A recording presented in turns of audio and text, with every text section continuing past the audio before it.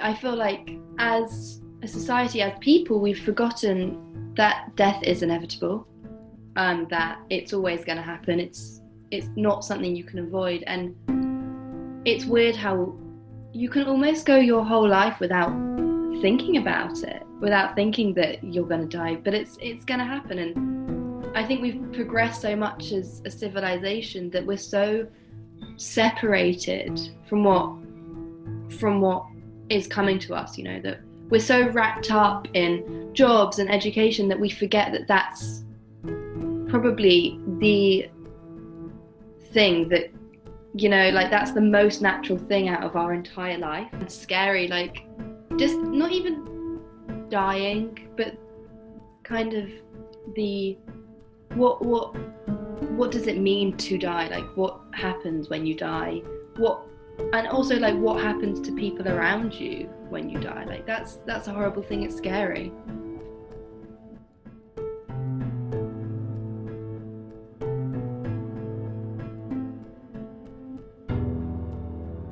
So the first one I thought about was loss, obviously. Then I thought about change, because it brings about change in your life. And then I thought about really respect. Recently, one of my grandparents passed away, and I saw this great change in my dad, because suddenly he was like, I have to take up these responsibilities and I have to take care of so-and-so assets, this and that. And so, that was the second word I thought about, because with death also comes a lot of change, especially if you knew the person really well. You just respect the life that they've lived. There's also respecting them in death and where they are, and we believe that the soul carries on, and respecting where they are right now and watching over you. But I felt that I also respected the life that they lived. I was intrigued to know more. So like I was spending time with them, and we were a family, but they used to tell me stories of their childhood, especially my grandmother. But when she kind of passed away is when I was like, okay, I want to find out more about what happened in her life. And so I think respect for the life that the person has lived.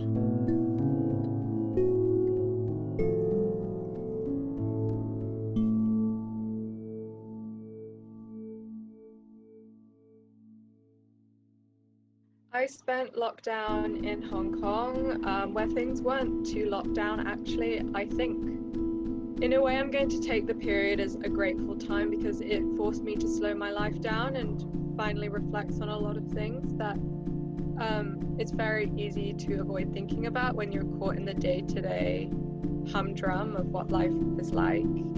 The first one that I thought of was cycle. And death to me just seems very inevitable as part of that cycle, but it's not necessarily in a full stop. So even though I chose ending, it could easily have been beginning, I suppose. I suppose I just think of death as it can come in incredibly ugly and unnatural ways, but at the end of the day, it's a process that we know as we go through life will all come for us one day. It's just how it is, and I think it's humbling in a way to know that there will always be the one great leveler in life, and that's death. I've most often thought of death in relation to what will happen once my parents die, which I try not to think about too much. I try to avoid the subject, but I think for me it's going to be a very sobering time when you realize that there are just going to be some things that will always be out of your control. To an extent, I mean, you can control life to some degree, but there's just such an element of chance and arbitrariness and unknowingness to life, and you cannot really know, and in some ways it's almost futile to over-prepare because you can never know. So I think there is almost like it feels like this wide chasm, but not necessarily the kind that would come haunt you and swallow you up, but like you're walking along a path, and then one day the path just drops into the chasm, and that's that. And you won't ever know when along that path that chasm will come. but there's no use in trying to stop walking, you know, because stopping walking will never make that chasm go away.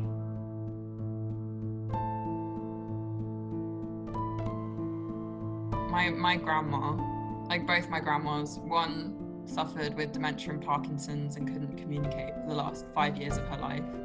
And my other grandma, she's currently in a dementia home. And, you know, with the first one, I think death was almost a kindness for her because her quality of life was so appalling.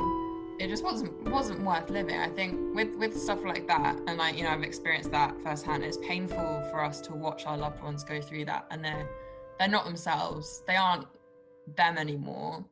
And I think in that sense, death is very much the lesser evil. Like, it's a kindness when you get to that age, or, you know, there's a massive difference between tragically dying in an accident and, you know, dying as consequences of your illnesses and everything. Like, it affects everyone differently because it's a different way that a life is taken.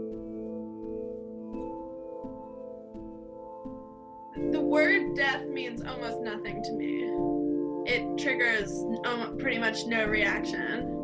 Talking about death and experiencing it and thinking about it and feeling it are totally different things. I mean, death is kind of chaotic. I was just talking to somebody this morning because I was speaking to my friend across the table outside getting breakfast. And he was saying, worst case scenario, if I go back to school, I die from coronavirus. And then I was about to say, well, for me, it would be really awful if I lived with coronavirus and I lost my sense of taste and smell for the rest of my life. And somebody next to us turned around and said, I haven't been able to taste anything for 5 months. And I've lost 47 pounds and food just doesn't mean anything to me anymore. And the way that he talked about it was terrifying. I hated that. So yes, death is a weird thing, but it's definitely not the scariest thing. I think the comfort in death is that it's definitive.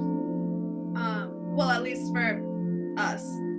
I mean, whatever happens afterwards, I can't comment on, but I mean, at least for whoever is still alive, it's very definitive. And so, I mean, I think things that are so open-ended, like, you know, people who have agonizing, you know, chronic pain or something, I mean, that's really horrible. Death is only really a burden to the people who aren't the ones who die.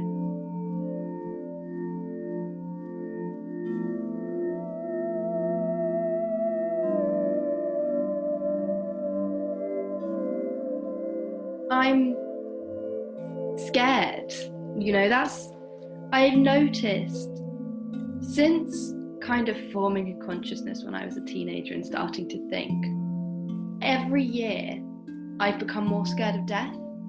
So when I was younger, when I was like, 12, 13, I was like, oh, I'm not scared of death, you know, like, whatever happens, happens. And I think that's quite a healthy mindset, but I think the more I've gained in life, the more I'm scared to lose it.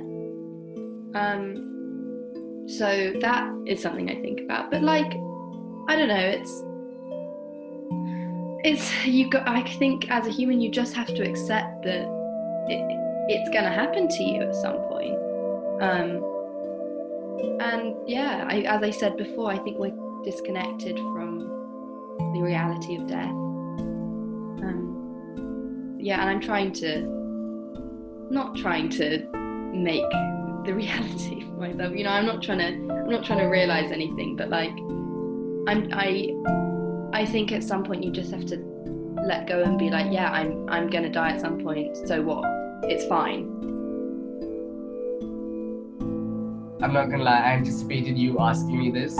How do you feel about your own death? And I was trying to come up with an answer that sounded smart, you know, and was like, everyone dies, and it's you know, like, it doesn't really bother me. But I felt the more I thought about it, the more I got scared, because the fear of one's death, I mean, it's been there forever. I don't know why I thought that it would be different, but yes, that is very, very true. The more I think of, okay, one day I'm not going to be here anymore, it makes me wonder first about what I want to do like now, what I want to do before I would die, and things I want to say to people, just stuff I want to do, and a bit also about is there an afterwards?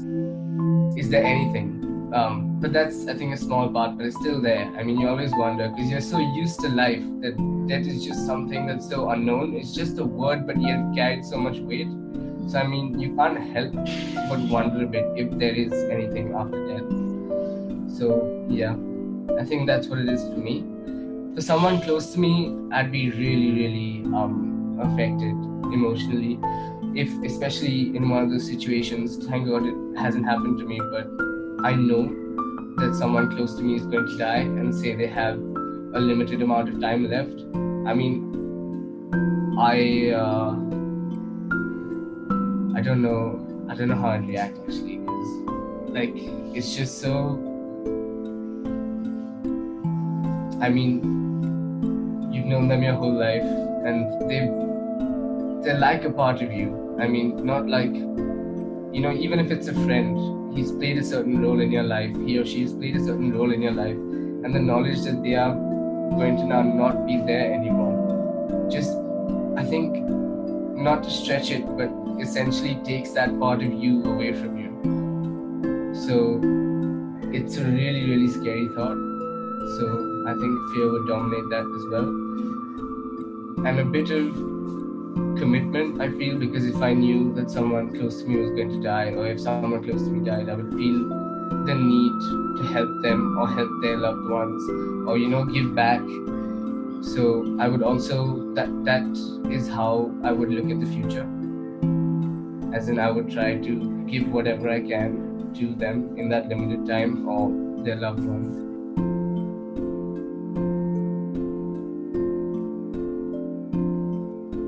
It definitely made me think a lot more about death. Like, I know a lot of people that have died with COVID, and yeah, it's scary. It brought it into everyone's mind. But I mean, I had like a panic attack thing a couple of week ago.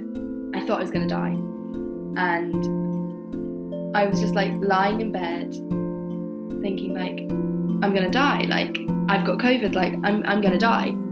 But then, you know, the only thing that comforted me then was just the thought like, oh, it would be fine if I died. I had this realization like, oh, actually it's fine. Myself and, I mean, everyone that makes up the world is just a small piece of a giant thing. And although it's horrible to people around you, like it's one person, and it would be fine. Basically the message was, if I died, actually everything would be fine, the world would still go on. And that helps me cope with the fact that, you know, especially now, death is in everyone's mind. But I mean, it's not something that I can put on everyone else. I've always thought that when I get really old, if I could, I wouldn't want to live forever. When you get old and your body kind of starts to fail you, you're kind of done. And I think a lot of old people that I've met or spoken to, or, you know, whatever, that are in my life that I'm aware of, they kind of reach the same thing. Like, you're kind of done after a while, and nobody really has that much left. I mean, like, if you can't really walk and be independent, there's happiness in being with friends, and of course you can see films and read books and experience the world still. But once that gets boring for you, there's not that much, you know, to do. I don't like to think that I would be the person who would fight for, you know, an irrational existence. If it's somebody you know, then it's an incredibly significant moment. If it's somebody that you don't know, it's a natural, normal thing that happens. Sometimes it's abrupt and kind of, you know, jarring, but because it is such a normal thing, it kind of just becomes part of your, you know, daily life and the life of strangers. I speak up with cynicism about death because I don't know, it's just the way I am. But I think it doesn't mean that death means nothing. I think that death, especially useless death, I mean, excluding all natural causes and whatever, and just freak accidents, should definitely carry more weight. Because, I mean, one of the things that 9/11 showed us is that great death can come with a terrible message. And I mean, the same thing happens with wars and terrorist attacks and, you know, things of that sort, and famines and, you know, political unrest and natural disasters. I mean, I think death in the media has definitely become just a list of numbers that you don't feel anything anymore. But I also think that that's, in the age of information and the amount of sharing and information that we have access to, you have to kind of have that buffer, because otherwise I would be crippled every time I open the news. And so you kind of have to strike a balance. I mean, you can't let death mean nothing, but you also can't let it mean everything.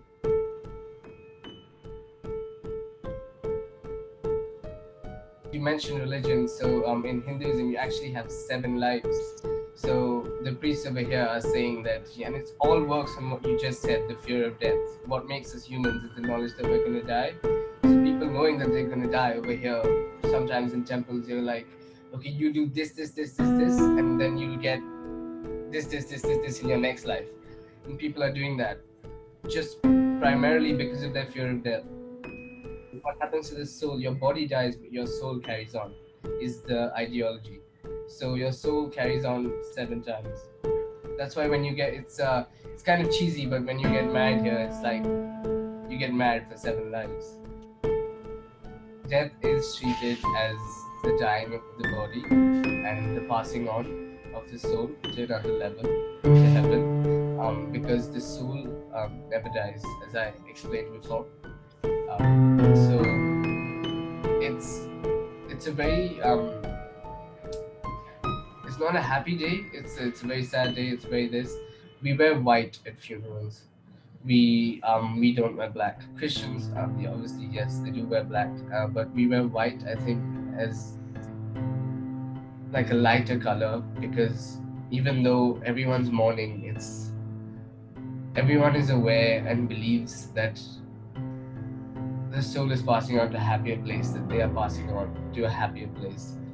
So I'd say that with all the mourning, at the center of it, there is hope, is what I'd say is unique about Hinduism, because it's not the end, basically. I think what justifies the hope is the fact that nobody knows. Like there's 0 evidence of what happens after death. So it begs the question, why not hope a bit?